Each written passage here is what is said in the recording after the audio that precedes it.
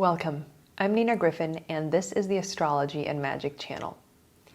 Today, we'll talk about the astrological forecast for December 2020. Yes, we are at the end of the year. Hard to believe with everything that's happened. First, I wanted to say thank you to all of my wonderful patrons who have supported me and who have been just so wonderful and encouraging. I really appreciate all of you. If you would like to become a patron and you get access to a lot of exclusive videos that are only available to patrons, as well as early releases of videos, please join at patreon.com/Nina Griffin. Now, let's get started. So first, let's talk about the themes of December.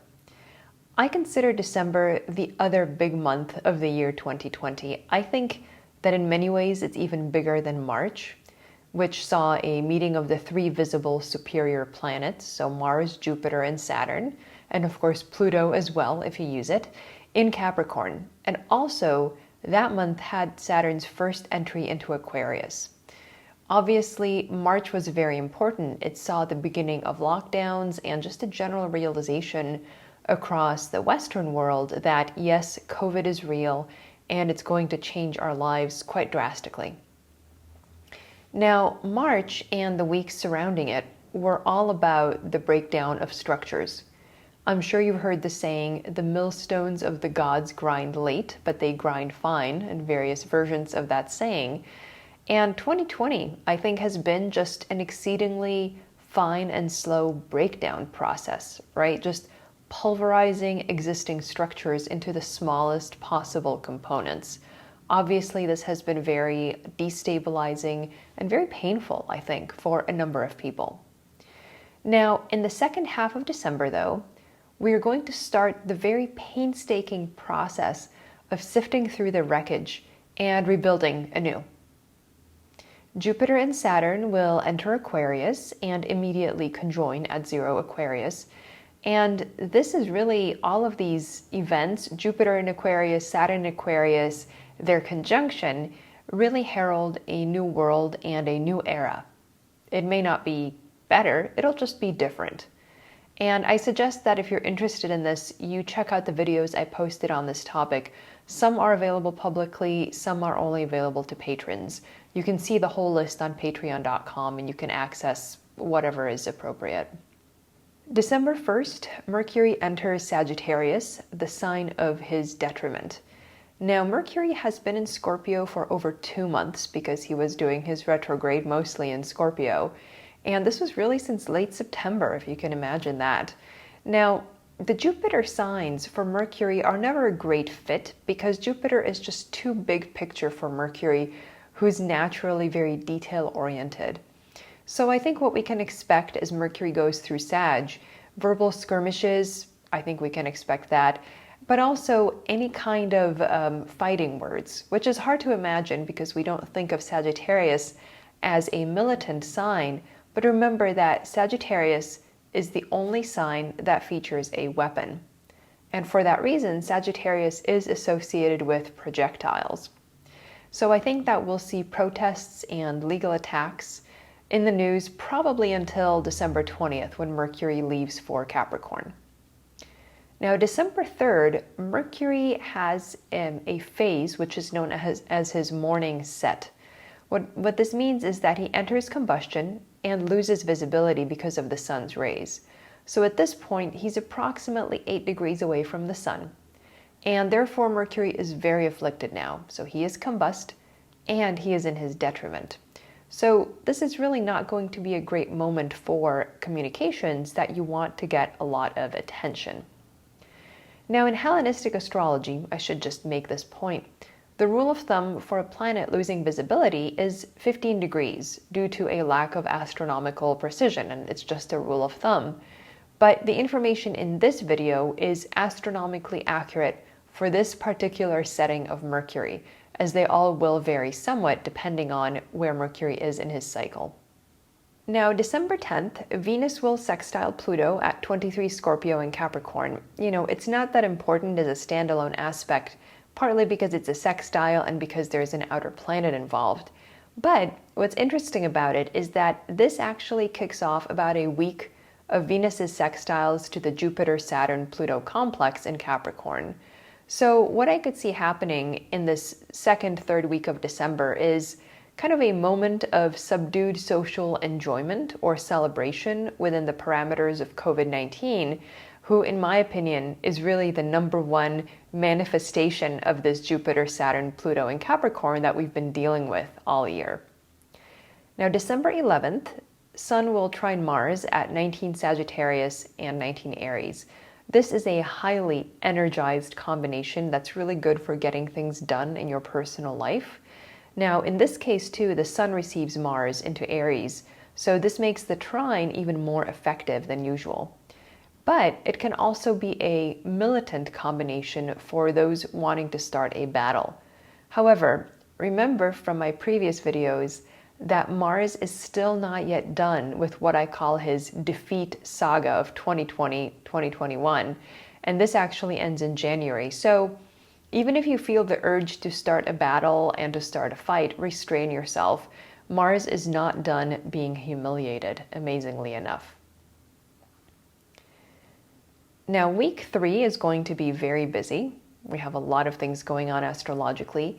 December 14th, we've got Venus sextile Jupiter. So again, this is part of Venus's reconciliation, as I call it, to the planets in Capricorn. So I could see this as a public recognition that the holiday season this year can't be the same if we want to stay safe and keep other people safe. And the other big thing that happens on December 14th is the solar total eclipse at 23 Sagittarius. This is going to be discussed in depth in its own video, and it's really the most important eclipse at the end of this year. Here are the key points. It will impact primarily highly placed public individuals. Now, historically, this would be the nobility. Today, it's like the 100 millionaires and billionaires and political figures. What's interesting is that its sister eclipse on November 30th started its work in early November, bringing down some powerful Gemini and Sagittarius individuals. In the US, that would be, of course, Donald Trump, who's a Gemini sun with a Sagittarius moon. And in the UK, Boris Johnson, the Prime Minister, fired his formerly closest advisor, Dominic Cummings, who has like 5 planets in Sagittarius opposing Saturn in Gemini. Now, December 15th, Venus will sextile Saturn, so that's at 29 Scorpio and 29 Capricorn.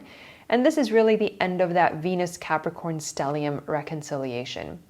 That same day, Venus also enters Sagittarius. She has now left her detriment, Scorpio, and is now in loud and impetuous Sagittarius. This is a feisty location for Venus. We'll be hearing a lot about women in positions of political power for the next few weeks, I am sure. Now, December 15th, Mercury will trine Mars at 20 Sagittarius, 20 Aries. This can be a somewhat volatile combination because it has Mercury in detriment, and in the sign of projectiles, as I explained, with Mars in Aries. So as with everything involving Mars, it's going to be about dominance. It's not really about who has the best case, but about who is yelling the loudest. It is, I think, a somewhat disruptive and in some ways unpleasant combination, even though it is a trine. December 17th, Saturn will enter Aquarius. I made a video just about this transit. Saturn will be in Aquarius until March 7th, 2023. We got a taste of Saturn in Aquarius in late March through all of June 2020. So think about how things were going for you back then. Now, per the standalone video, as I mentioned, Saturn in his nocturnal domicile or Capricorn dissolves existing structures, which is why 2020 was the way it was. When he passes into Aquarius, though, he now focuses on rebuilding. So the question we have to ask ourselves now and really the next couple of years is, what kind of world are we creating? Now is really the time to make decisions about what is worth keeping and what we want to discard. And ultimately, what kind of world do we want to wake up to? December 19th, Jupiter enters Aquarius, and there will be a video just about Jupiter in Aquarius. So this rebuilding project that Saturn in Aquarius symbolizes gets a big boost in 2021 as the greater benefic, Jupiter, joins Saturn in Aquarius. So it will help those efforts. Jupiter will be in Aquarius through the end of 2021, except for a period in mid-May through July, when he will have slipped into his own sign, Pisces, which is also very auspicious. and has a more spiritual and gentler tendency, I would say, than Saturn in Aquarius and even Jupiter in Aquarius. Now, Jupiter in Capricorn, is where he has been all this year, gives blessings in a very frugal way. He's in the sign of his fall here, and the blessing he gives here is the learning of self-control, which is a big theme of 2020 on many levels, if you can imagine. With Jupiter in Aquarius, we get to take a breath of fresh air, where Jupiter kind of looks at all that has to be done and starts making big plans for the future. I think that it's a hopeful and humanitarian placement that is exactly what we need after really a catastrophic year. So really now is the time for us to lay foundations for that next 12-year Jupiter cycle. December 20th, so now we're into week 4, the Sun will conjoin Mercury in a superior conjunction at 28 Sagittarius. It's a new cycle for Mercury. Now he goes occidental of the Sun, so he will rise after the Sun, and he slips into this behind-the-scenes role. Now, Mercury in Sagittarius does not like being behind the scenes. He is loud, he is brash, and he is in your face. So what's interesting is that the same day, though, he passes into nocturnal Capricorn, and Mercury will now be the gray eminence or the power behind the throne. So I think for the next few weeks, we're going to see a period of subtle power games, intrigue, machinations. It's a very subdued Mercury, but it's cardinal, so it's actually very active in its own way. So as he enters Capricorn, I think what's interesting here is that he is the first planet to ingress into Capricorn after Jupiter and Saturn have departed. So in some ways now is the very first test of how well we all learned our Capricorn 2020 lessons. So perhaps in time for the holidays, do we have the self-discipline that transits through Capricorn have been trying to teach us all year? December 21st, Jupiter will conjoin Saturn at 0 degrees Aquarius. This is really the big aspect of the month and in many ways of the year. This conjunction occurs every 20 years and consequently also merits a separate video. Generally, Jupiter conjunct Saturn will bring us a couple of years, 1 year before and 1 after, that are often economically and socially difficult. The good news is that we are halfway through that process already because they've essentially been applying to a conjunction for the past year. Now, the economy, I think, will still have difficulties in 2021 and the death rate will still be elevated. I think we can expect that. Nonetheless, I do believe that 2021 will be on an upswing compared to 2020, which was really kind of a downswing. Again, it's just part of that Saturn in Capricorn, Saturn in Aquarius cycle of destruction and recreation. What I have found is that this conjunction often augurs a change in governments during that 2-year period. And in the US, we saw that in the presidential election. And if I had to make a prediction, I think that we will see yet more changes in the balance of power worldwide before 2021 ends. It's a little hard to say exactly where it will occur, but I already have a few possibilities in mind. Now, the other thing going on December 21st is the Sun entering Capricorn, which is the beginning of winter, as marked by the winter solstice, the nadir of the Sun's journey through the signs. This is, of course, the shortest day and longest night of the year in the Northern Hemisphere. I will discuss this in my newsletter and also in a separate video. The chart for the Sun entering Capricorn, or the Capricorn ingress, tells us about the upcoming season in the location where that horoscope is cast. It's a weighty season since Jupiter and Saturn are exactly conjunct in the Capricorn ingress chart. So I think that big changes worldwide are going to be practically assured this winter, of course, trickling into the rest of 2021 as well. December 23rd, we get our Mars square Pluto at 23 Aries Capricorn. So this is the beginning of what I call Act 3 of the defeat of Mars. If you watched my Mars square Saturn videos from 2020, you'll recall that Mars and all people and things symbolized by him would keep trying to break down the granite wall that is Saturn and lose massively. First, Mars in Aries encountered the Jupiter-Saturn-Pluto ensemble and did pretty well when he was direct back in August. Then he encountered them again while he was retrograde, and things really started to go pear-shaped for Mars. And so now we're going to see the final act of this saga where he is direct again, but soon he is going to be in his detriment in Taurus.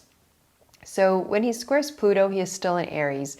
He will not come out too well from the encounter. Pluto is much stronger, both as a planet and as being overcoming in an overcoming square to Mars. So Mars will not come out too well from this particular encounter on December 23rd. But the really big humiliation will still lie ahead in January. The point is that with this square, the third act of Mars' humiliation play will begin, and I think it will be quite spectacular.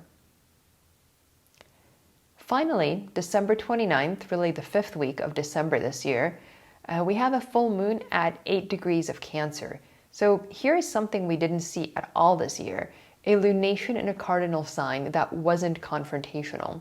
So due to the superior planets in cardinal signs, any lunation in any cardinal sign in 2020 augured a very tough 2 weeks. Now we just have Mars near the end of Aries, which I don't think will fuel a lot because Mars is way out of orb from the actual full moon.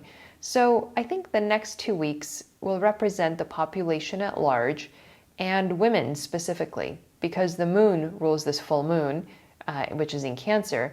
Because she is in her own sign, the emphasis is on women as rulers in their own realm, women who are independent and equally counterpoised with the masculine principle. So I think what this means is that women will be in the news now, especially women who are given a lot of power, women who have a lot of authority. All right, thank you for watching. I'm Nina Griffin, and this is the Astrology and Magic channel.